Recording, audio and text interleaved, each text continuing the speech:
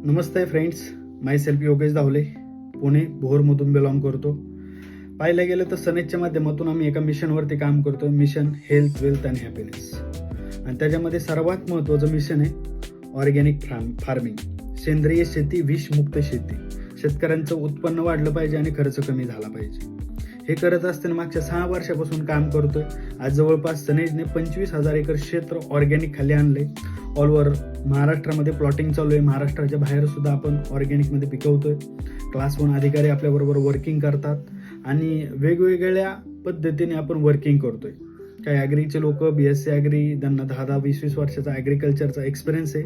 असे क्लास 1 अधिकारी आपल्याबरोबर वर्किंग करतायत आणि फळ, फूल, कडधान्य, भाजीपाला त्याच्यामध्ये प्रत्येक ठिकाणी गॅलरीत करत असतील, मोठी शेती करत असेल, ऊस पीक असेल, बटाटा असेल, आंबा असेल, चिक्कू असेल, डाळिंब असेल, द्राक्ष असेल, भात पीक असेल, सोयाबीन असेल, ऊस असेल, अशा प्रत्येक गोष्टीवरती, पिकावरती आपण काय घेतलंय, जबरदस्त लेवलला वर्किंग करतो आपण, रिझल्ट घेतलाय. ओके, आपल्याला लोकांना प्रोडक्ट विकणे हा पर्पज नाही आहे. लोक राईट वेने ऑर्गॅनिक फार्मिंगकडे जाणं फार गरजेचं आहे. का? आपण नेहमी म्हणतो जय जवान जय किसान. एक शेतकरी वाचवलं तर 100 लोक आपण वाचू शकतो. तर हे आपला पर्पज आहे. ही फार महत्त्वाची गोष्ट आहे. तर आता पावसाळा सुरू झालाय, जून महिना चालू होईल लवकरच, आणि त्याच्यानंतर लगभग चालू होईल ती म्हणजे भात पिकासाठी, वेगवेगळे सीड, सोयाबीन वगैरेसाठी. तर ह्याच्यामध्ये मी थोडंसं भात पिकावरती डिस्कशन करणार आहे, चर्चा करणार आहे. तर सनेजचे प्रोडक्ट कसे वापरू शकतो, तर पूर्ण शेड्यूल कसं असेल आणि नक्कीच त्याचा खूप मोठ्या लेवलला आपल्याला बेनिफिट होऊ शकतो. तर पहिली गोष्ट, आपण ह्या सगळ्या गोष्टी वापरताना तर प्रोडक्ट कुठले वापरायचे?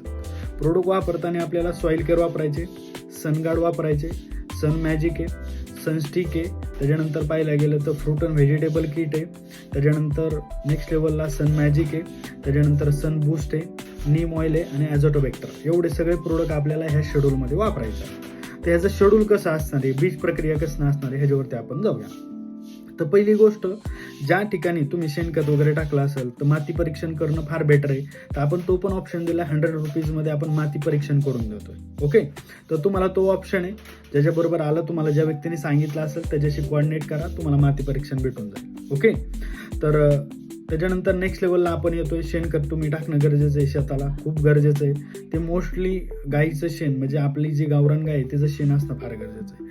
आता येऊ की बाबा हाऊ टू प्रोडक्ट कसे वापरू शकतो आपण, सनेजचे प्रोडक्ट कसे वापरू शकतो. तर पहिले ज्या एरियामध्ये आपण तो तरवा टाकणार आहे, ते बी टाकणार आहे, ओके, ती जी जागा आहे 1-1.5-2 गुंठ्याची, तर त्या ठिकाणी बाकीचं कुठलंच प्रोडक्ट न वापरता फक्त आपल्याला आपलीच वापरायचं. मग ते कसं वापरणार आहे, तर त्याच्यामध्ये आपण पहिलं जे आपण राख वगैरे टाकणार आहे, तर तो जो 2.5 गुंठ्याचा प्लॉट आहे, त्याच्या ठिकाणी आपण सॉईल केअर घेणार आहे. सॉईल केअर 250 ग्रॅम घेणार आहे. त्याच्यानंतर पाहिलं गेलं तर सनगार्ड 250 ग्रॅम घेणार आहे, सन महाराजा आपण 250 ग्रॅम घेणार आहे आणि सनस्टिक 100 ml घेणार आहे. ह्या सगळ्याचं द्रावण एकत्र करून, मिक्सिंग करून त्या पूर्णपणे एरियामध्ये आपल्याला टाकायचं आहे. ओके, त्याच्यानंतर इथे आपली बीज प्रक्रिया सेम डेला टाकायचं आपल्याला. ओके, जी आपण बीज प्रक्रिया करणार आहे, तर जी 1 एकरसाठी मी तुमच्याशी डिस्कशन करतोय, तर ते बीज आहे 25 किलो, तर ते एका पोत्यावरती घ्यायचे, पसरवायचे. त्याच्यामध्ये आपल्याला 5 ग्रॅम आपल्याला सॉईल केअर टाकायचे, त्याच्यानंतर 5 ml सनगार्ड टाकायचे, 5 ml सन महाराजा टाकायचे, 1 ml सनस्टिक टाकायचे आणि ॲझोटोबॅक्टर 5 ml. असे 5 प्रोडक्ट एकत्र मिक्सिंग करून आपल्याला ती व्यवस्थित हलवून वगैरे क्लिअर करून थोडंसं बीज प्रक्रिया घेऊन थोडंसं ते वाळत ठेवायचं. ठीक आहे, ही झाली आपली बीज प्रक्रिया. त्याच्यानंतर अर्धा 1 तासाने आपल्याला ते व्यवस्थितपणे भात वगैरे टाकायचे. ओके, भात वगैरे टाकलं, आपण पाणी वगैरे दिलं, त्याच्यानंतर ते थोडंसं मोठं होईल, 3-4 असं बोटा एवढं होईल, 5 बोटा एवढं ते रोप होईल. त्यावेळेस आपल्याला वाटलंच गरज आहे किंवा नसेल तर त्याची आपल्याला एक फवारणी घ्यायची. फवारणीमध्ये आपण काय काय टाकणार आहे, तर फवारणीमध्ये सनबूस्ट आपल्याला 3 ml घ्यायचे, सन मॅजिक 2 ml घ्यायचे, सनस्टिक आपल्याला 1 ml घ्यायचे, नीम ऑइल आपल्याला 2 ml घ्यायचे. हे मी पर लिटर सांगितले तुम्हाला.